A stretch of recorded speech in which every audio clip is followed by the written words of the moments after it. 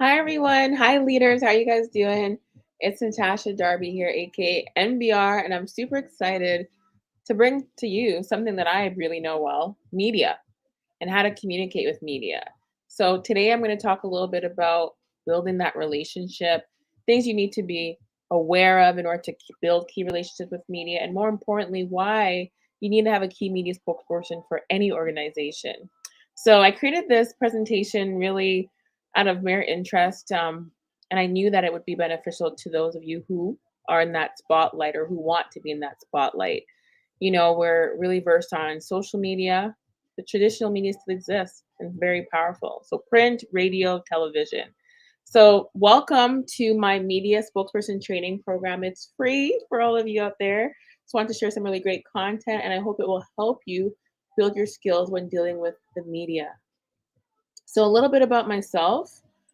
Who am I? What makes me credible to share, anything in regards to training and how to become a effective media spokesperson. So a little bit about me, long story short, I was born and raised in Calgary, Alberta.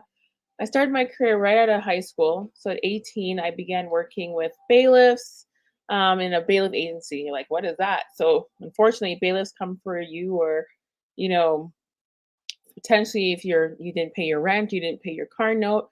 I was the one who was managing the customer relationship. So at 18, when a lot of my friends were going into retail or, just taking some time off before they decide what they want to do, I was really knew I wanted to be working with people. I didn't know what capacity, but I knew that I enjoyed working with people. So long story short, I started to work with customers, managing the relationship. And that is key in business. It's key in building a successful business. It's key in building a successful organization, relationships, and who you're building those relationships with. So started out in that. And then I ventured into my parents thought, maybe you should be a lawyer, Natasha. I wasn't really sure about that, but I wanted to get in, see what it was like before I actually invested all those years, before becoming a lawyer. I had the opportunity to work with so many amazing firms. I did a large stint at Bennett Jones for several years as a paralegal. I worked with some amazing lawyers in all, varieties of law. And I realized very quickly, well, maybe not quickly because I was there for almost, a decade, that I really enjoyed the law, but I loved how our values dictated the law. I wasn't really keen on, being a lawyer per se, but I loved the relationships. I love people. So long story short, I went back to school and I began my journey at MRU. I graduated with a Bachelor of Communications with a major in public relations with honors.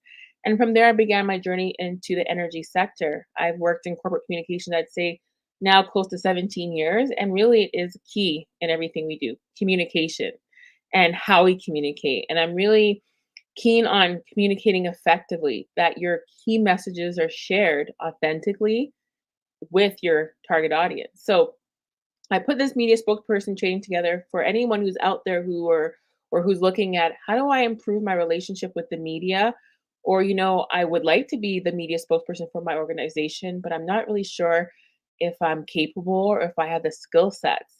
Now I am also media trained, and I've done several interviews for print, radio, and even on television.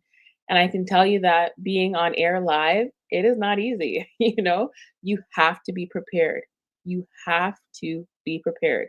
And so that's one reason why I'm sharing this media program or media spokesperson training program with you. It's to help you prepare for the time when you are going to be managing or dealing with media or speaking with media on air. And it's still, yes, we have social media, but this will play a part in everything you do. Once you're able to master, communicating with media, you can do it anywhere. Okay. So any questions, feel free to put them in the comments section. I pulled that up so I can see any questions that may come in. And let's begin. All right. All right. So a little bit, I like to start with an agenda, a little bit about today's agenda. We should be here for maybe no more than an hour. And I'm going to focus on strategic communications goals. You definitely want to know what goals you want to achieve when you're communicating with media, what your focus areas are for your organization that you are representing. You also need to know some key media insights. And by that, I mean you got to understand your audience. Who are you communicating with and why?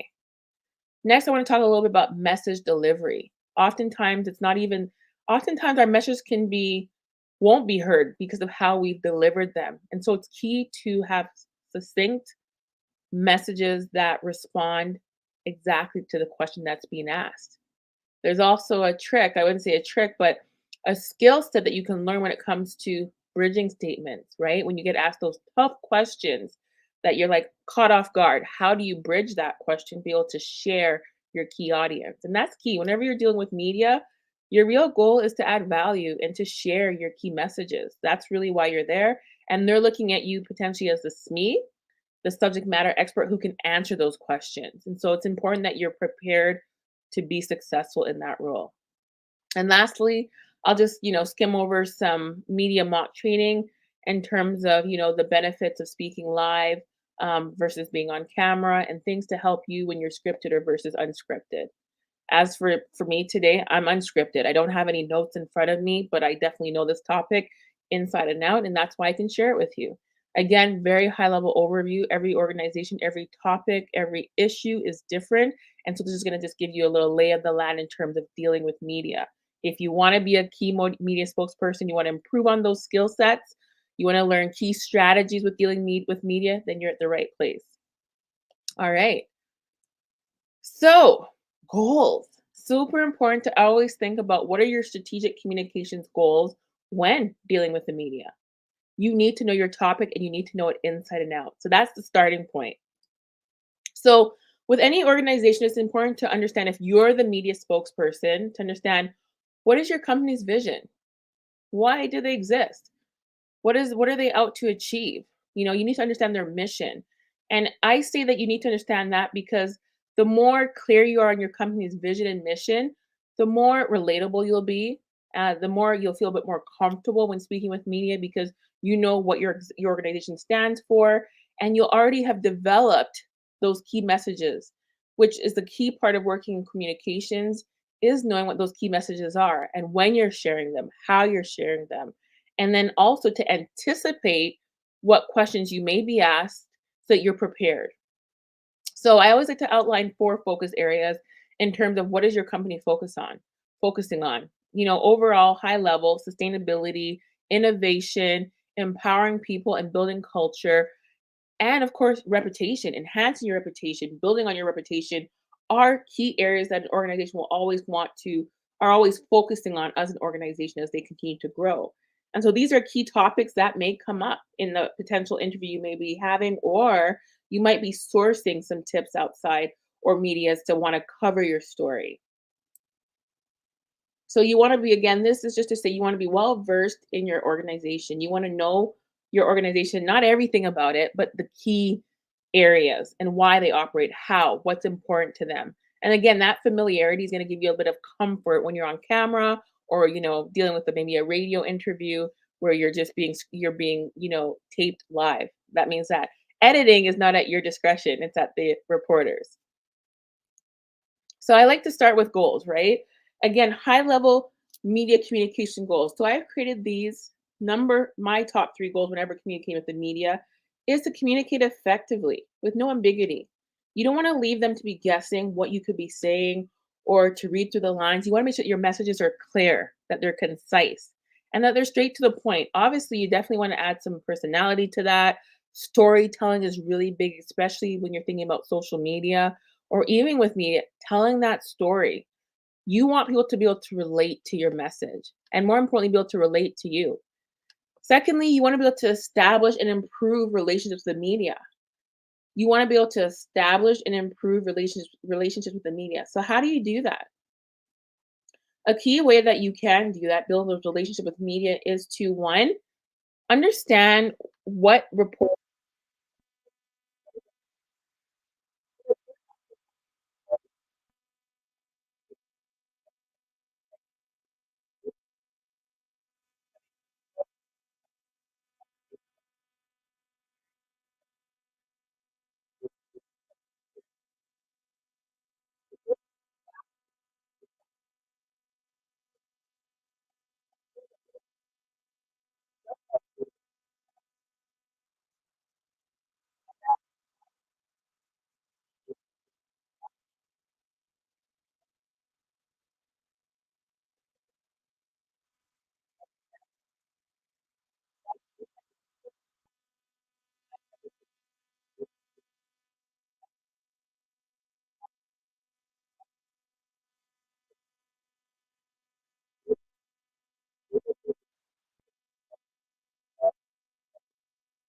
to share their key messages when a potential crisis hits or there's an issue that needs to, be solved.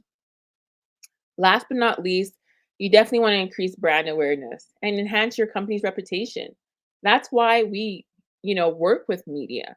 Traditional and social media is to communicate your brand, to bring awareness around what you're doing, the great work you're doing in the community, or some of those sustainability goals that you're planning or are en route to achieving. What's the story? And so every opportunity that you have to share that story is a critical one, which is why I say it's so important to be prepared. Preparation is key, and that's what we're focusing on today. So let's talk a little bit about media insights. The goal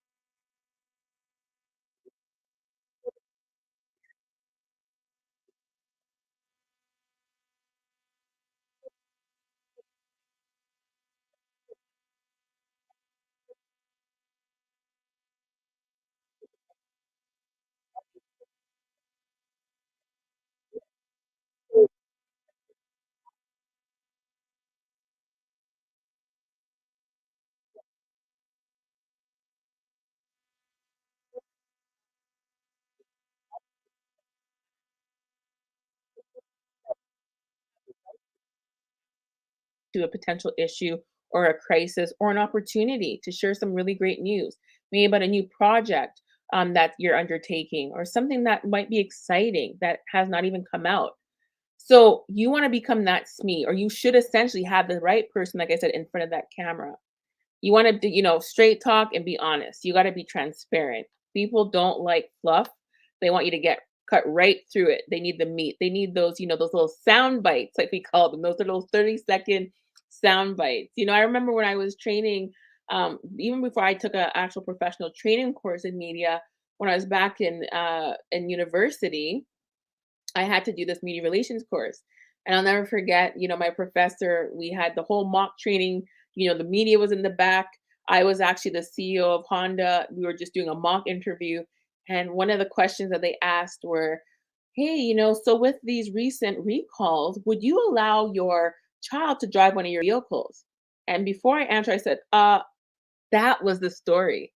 That was the story, that hesitation. And so you got to be super careful when you're chatting with media that those sound bites, anything can be used against you. So be careful in those filler phrases. It's really good to pause.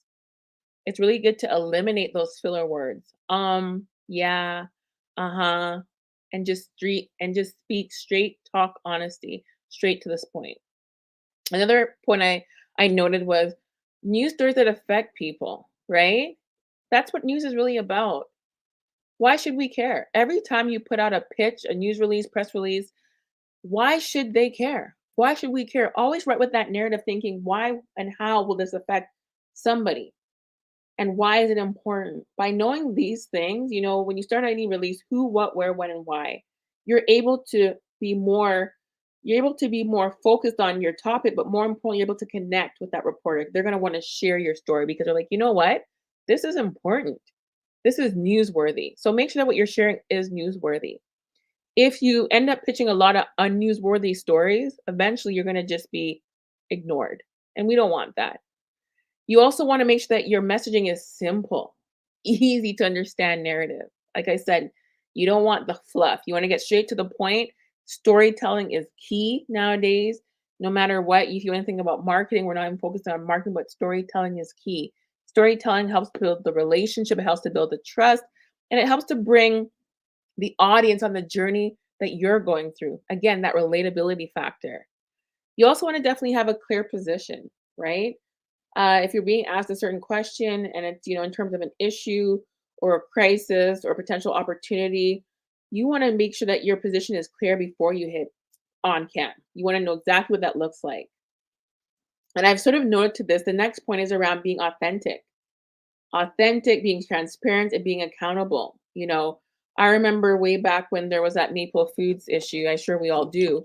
One thing I enjoyed about that case study is the CEO was very relatable, very apologetic, and quickly took accountability and shared exactly what they're going to do to make sure that that never happened again. And that took time, but it's building trust.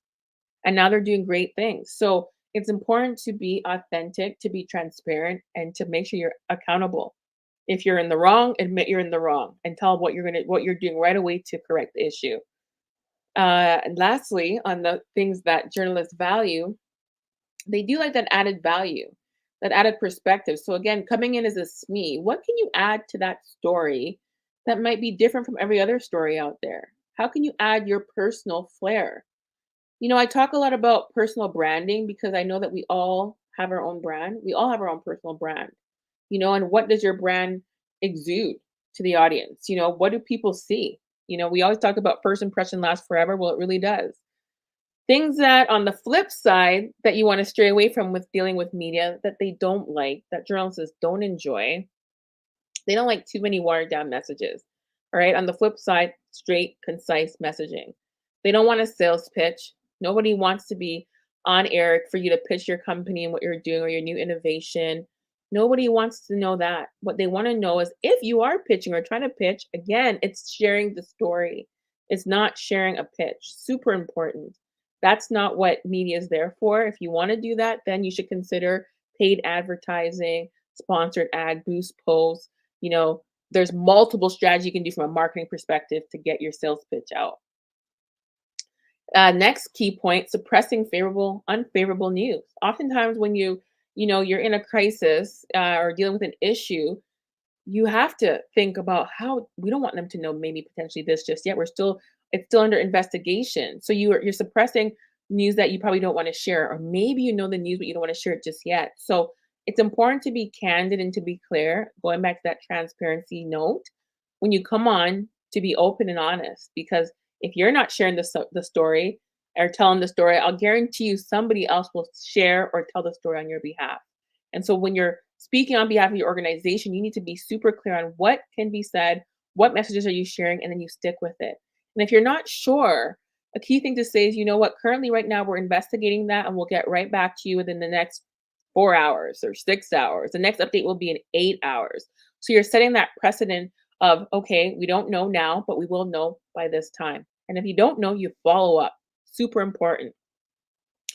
Next thing, you definitely don't want to be condescending. You don't want to come across as arrogant. You don't want to have that attitude. Nobody wants to hear that. Again, you want to be relatable. People want to understand, why can we trust this specific individual? How are they building trust with us? So no condescending, arrogant attitudes. Be favorable in the sense of be relatable. Okay. You don't want to sound disingenuous. You want to be authentic again. And you don't want to sound overly media trained. You want to be able to, we all make mistakes. So be real. Again, people relate with real. Be yourself. And it's so important to meet deadlines. Every reporter, every journalist has a deadline they need to meet. And so it's important for you. When I would work in media, specifically with a report, the first question I'd ask is, okay, what is the story you want to cover, or what is it that you're looking to achieve? And what is your deadline? So that I can make sure I have the right people at the right table to be able to respond to them accordingly and to be able to meet their deadline. Because if you don't meet it, then essentially the story is no good. All right, that was a pretty heavy slide, but again, very key nuggets that you should be aware of when dealing with the media. So slide 8, I'm gonna probably won't go into all of this, but how to approach different media formats. And any of you who are out there and you're like, Natasha, I really love this presentation. Can I get a copy? Feel free to email me and I will send you a copy. Obviously, we're on LinkedIn here, we're on Facebook, we're also on YouTube. Shout out to all of you who are watching and who will be watching. Feel free to connect with me, and I gladly like to share this presentation with you. And hopefully that if it can be of value, if you want it to be customized, I can work with you on that as well. So in terms of print online media, you always want to think in headlines, more context, more questions, more extensive messages, because you have more to share. You might have 10 to 30 minutes long in terms of content you can share. It might be a phone interview. So you want to make sure that you're comfortable. And even when you're doing a phone interview, stand up. It changes the way you share that content. It changes even the way you pronunciate things, and it changes your energy. So make sure you're comfortable, you're standing up, and you're able to project your key messages.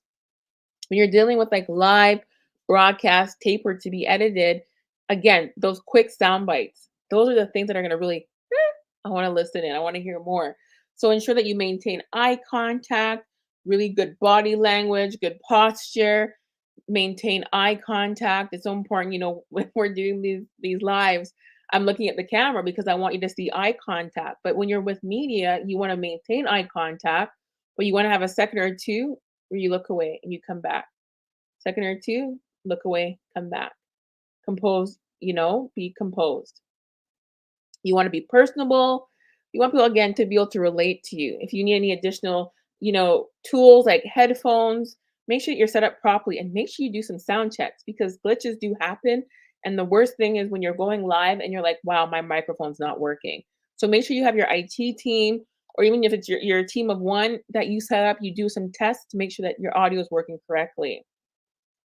A bit on the radio and podcast. People still listen to radio. Podcasts are super popular right now and probably forever will be because that gives you the ability to share content that is in a format where you can just listen. You don't have to even watch. You can be driving to work or, plug it in at the gym, whatever it may be, and you can gain content without having to focus on the visual. So in radio and podcast, again, be concise, straight to the point, and you want to be able to match the host's energy. So that's important. If your host is, very high energy, you don't want to be above that. You want to sort of match them at the same point. Excitement, taking a minute to pause, not to talk too fast. That's one thing I had to work on and still working on, I think, is when we get excited and we have all this, information that we want to share. And some of us, maybe you spent time scripting that and then rehearsing that. You want to just share that message. But a key is to be able to just match that energy, pause, and avoid, like I said, those ums, ahas. It's better just to pause. Really great question. And then answer. Call to action, super important in any media, any kind of anything you do nowadays. What is the call to action? Where do you want people to go after for more information, or how do you want them to connect to you, or when's the next update? You want to have a specific call to action, and this is not just for radio and podcast. I'd say this is for any kind of platform, any kind of media format. Last but not least, social media. I probably will do something on social media later date. Power of storytelling. Stories, stories, stories. This is going to sound bad by saying that, but stories sell. They really do. People want to be able to see themselves in that individual or that situation. People want to be able to feel like they can relate to someone or something. And so the power of storytelling is what's going to really resonate on social media, on or with your stories, is sharing that. Again, you got to be relatable, you got to be personable. People got to want to connect with you. They want to have they actually want to have to listen to you. We now know nowadays, I think the attention span is like 3 minutes, maybe 30 seconds or less, depending. So even when it comes to headlines, you should have a really good 10-second or less sound bite where people are gonna, whoo, I wanna listen more. I wanna tune in. I don't wanna just check out.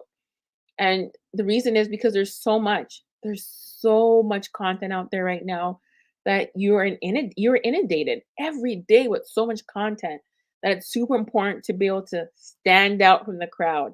I really do believe in being an effective communicator, effective media spokesperson. You got to be able to have your message stand out from the crowd and not for the wrong reasons, but for all the right reasons. And lastly, I'll just say in terms of social media, high resolution images, high resolution videos is really important to have quality, quality over quantity. I'll say that again, quality over quantity, super important.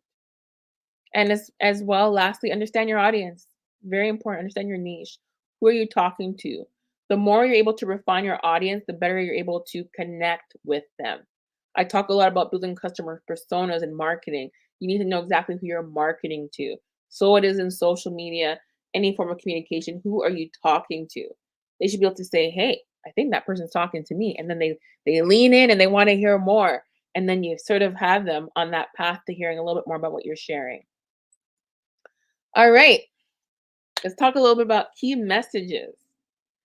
So I think this is a key, not I think this is key when you're preparing for media. Every organization, especially when you start out building your brand, You create key messages. You create key messages and what the company stands for, what's your stance on certain potential issues, but who you are as an organization. And this is what you go back to ensure that when you have an opportunity to speak with media, this is your opportunity to share those great key messages. And again, not to come across as salesy or pitchy, but again, super concise, relatable to your audience.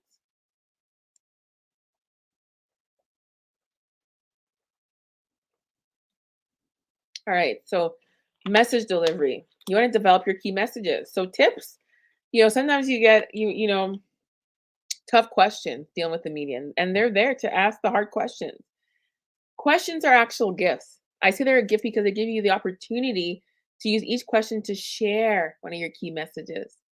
A reporter will ask a question, you'll answer the question, you'll have a transition, which is called your bridge to the message to your main point. You'll insert your key message, you'll share that message, and you'll re-emphasize it. So message delivery. So important to use proof points. When I think about proof points and just a few points here for you to look at, it's really the art of being a quotable thought leader. You know, what do you want to be the key message when they print that story or they run that ad or that story on television? You want to go, a bit further than explain the who, what, where, when, and why, but you want to answer questions like, so what? Who cares? What's in it for me? That's important, building those proof points. You want to make sure you're sharing real stories, real facts, real figures, statistics, research. That's what's going to build your authenticity and credibility as a key media spokesperson for an organization. So, very important when you're thinking about your key messages, backing it up with those proof points. Why should I care? What's in it for me? Why does it even matter? Back it up with the facts. I have a few points here. I'm definitely not going to go through all of them, but communication, effective communication is key. The ability to communicate effectively will increase your chances of readership, will increase your chances of that story being played over and over again, will increase your chances of that story resonating with your target audience. So you definitely want to prepare, mentioning just preparing, anticipating, what questions will you be asked? And sometimes some people say not to do this, but I ask, what questions do you want? What questions do you need answered? And why? Because it's going to help me to make sure that you get the questions or the responses that you need. You get all your questions answered. Versus sometimes they're like, well, we don't know. We just have a key, we want to talk about this potential issue, or we want to talk about this project, but it's very broad. It's super important for you to be able to define what are some of those key questions you'll be asking so that I can better prepare to answer them for you and have all the information that you need. So you sort of make sure that they see why it's important as well. You definitely want to thank the reporter, for the introduction, the opportunity to be there. You want to make sure that you don't become fixated on questions, focus again on those key messages. There's so many things I want to note here. Definitely dress professional, be comfortable, be personal, be relatable, share those clear, concise messages, maintain good eye contact, pause between those key messages, pause between questions being asked, and important, practice potential questions that you may be asked. By practicing the potential questions, you're able to eliminate some of the fear, some of the anxiety around the things you may be asked. And that's important because you want to come across as being, again, transparent, authentic, relatable, and you want your personality to shine. So there's some bridging statements, This is when you get asked those tough questions, you're like, oh my gosh, how am I gonna answer that? Don't be like like I did when I was studying in university. Pause for a moment, and here's some examples. So I don't know the answer to that, but what I do know is historically that was the case. Today's here what we're doing. And this is my favorite. That's a great question. This is what I do know. So right away, you're saying, thank you for that question. This is a great question. And this is what I do know. I may not know the answer to this, but this is what I do know, irrespective or with respects to your question. And that sets the tone. Now you're taking leadership over that question. And you're making sure that that reporter, that journalist is not steering you down a path that you don't want to go. You're taking control of your communication, control of that situation, which is very important when you're dealing with media. Very important. So I have a whole bunch of other ones sharing there. In my experience, here's your key message. On the contrary, what research shows? There's so many here that can really support you. But the goal is to really give a short answer and then bridge to a positive message in those tough scenarios. All right, so key media tips, delivering a strong message. Here's a high level overview with the do's and the don'ts. And so, again, I won't go through all of this because I don't want to take up too much time. I want us to be really short and sweet so that you can come back to. And again, if you need a copy of the presentation, I'd be glad, more than happy, more than happy to share that with you. So just reach out. So again, you definitely want to outline the objectives for the interview. So you want to know the key questions you're going to be asked. You want to know the organization's position on hand. You want to be able to have those proof points, those supporting facts. You want to treat the interview as a conversation, not an interview per se, but a conversation, an opportunity to share those key messages and to connect with your audience, to connect with that reporter. You definitely want to make sure that you're available for follow-up questions should there be more. And lastly, be yourself. Be comfortable. Wear something that makes you feel good. Not what you're thinking you're told you should wear, but something that looks presentable, professional, but makes you feel comfortable. You don't want to have, offer an off the record comment. Those can be definitely used against you. You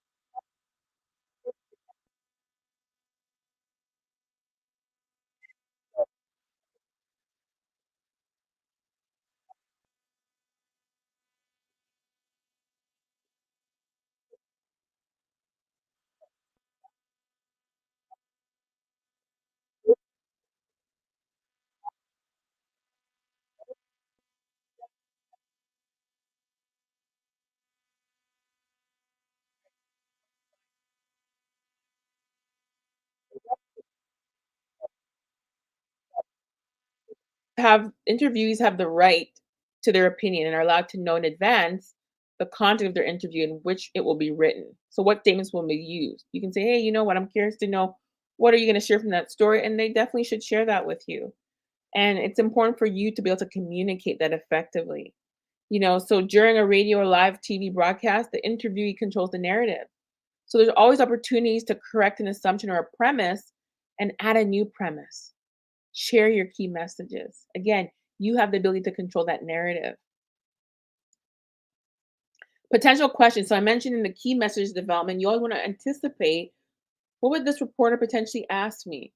So you want to take some time to brainstorm some potential questions. Do some research on that potential journalist and reporter and say what are some key questions that they ask?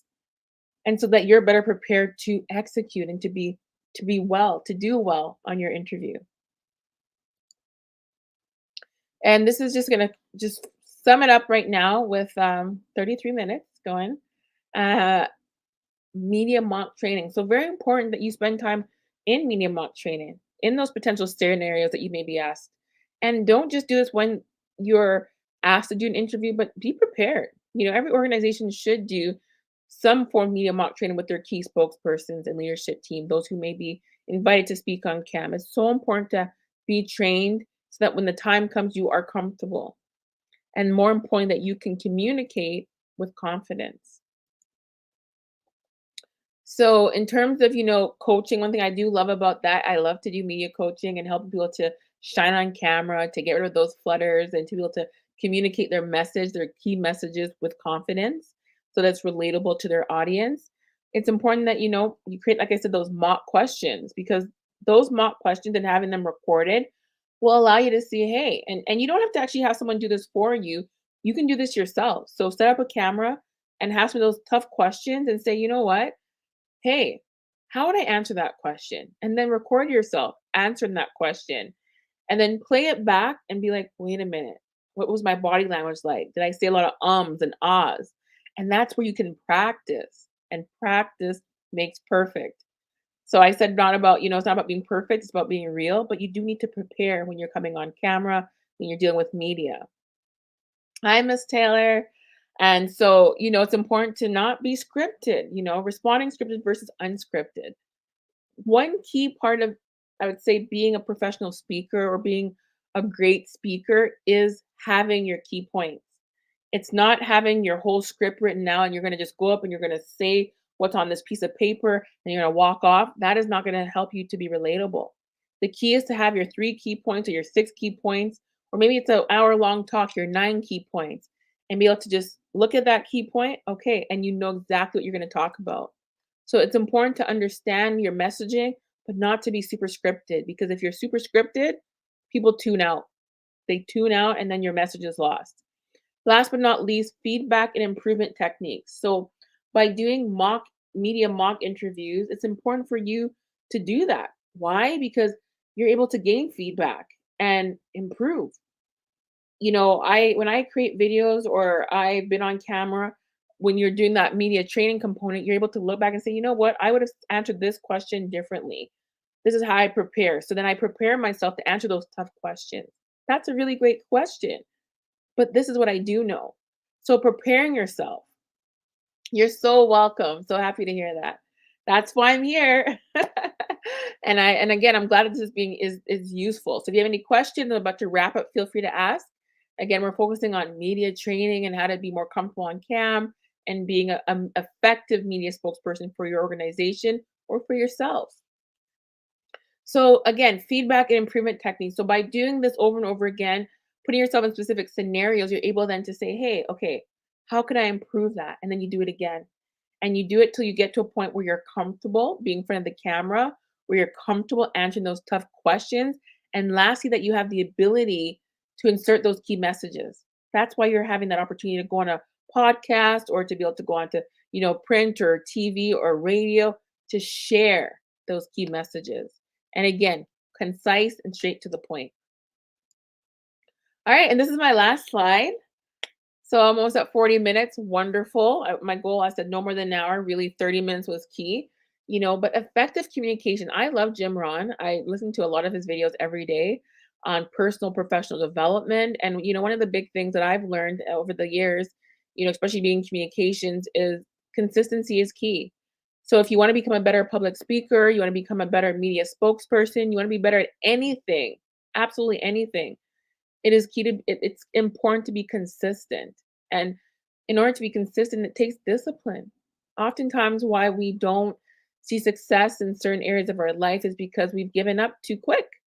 We've fallen off, because we felt like we didn't see that result right away. So I just want to remind you that it's important to be disciplined, but to be consistent. And so by training and doing more trainings and practicing in front of cam or however it works for you, you will only become better. You'll never become worse. You'll only become more skilled at what you do. So this is my favorite quote in terms of this content.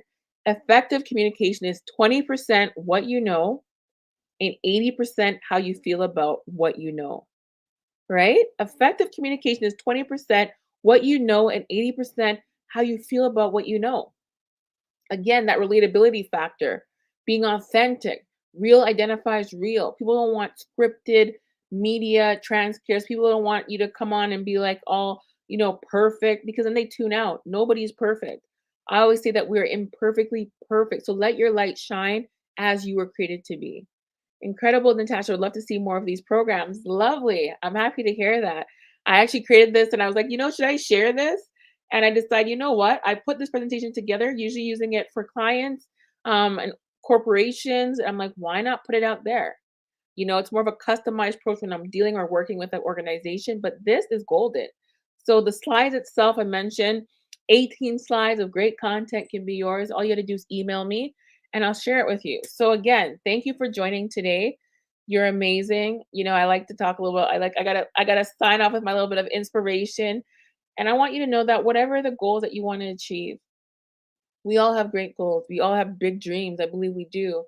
It is indeed possible. And how do I know that? Because I see it all around me. I see innovation. I see things that when I was growing up as a child, like the Jetsons, that are happening right now in this world. And so because I've seen the evidence of these things, I know it does exist. And so I want to encourage you today, whatever your goal is, whatever that dream is, and it should scare you. Like, oh my gosh, that you know you're capable. I do believe with God, all things are indeed possible. So know who you are.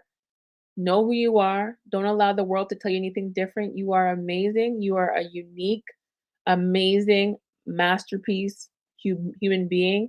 And you got something special that the world needs. So your job is to just discover your purpose and walk in it. Discover your purpose and walk in it. All right.